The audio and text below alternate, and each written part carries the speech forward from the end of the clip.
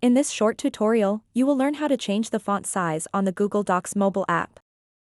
Changing the font size can make your documents easier to read, and it can also help you emphasize important information in your text.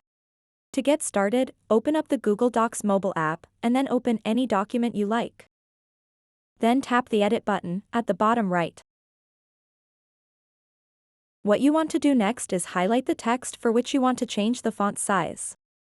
To do that, double tap on it, and then drag this to the end of the paragraph. Once you've done that, tap on this button at the top right. Now you'll get different options to customize the text. You can change the text style, font size, text color, highlight color, and clear formatting.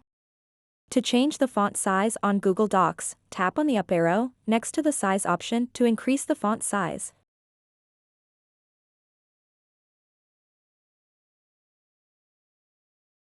And tap on the down arrow to decrease the font size.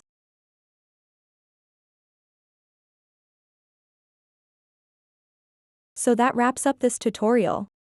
If you have any questions about this whole process, please let me know in the comments section below. And if this video helped you out, please give it a big thumbs up and subscribe to this channel for more tutorial videos like this one. Thank you so much for watching and have a good day.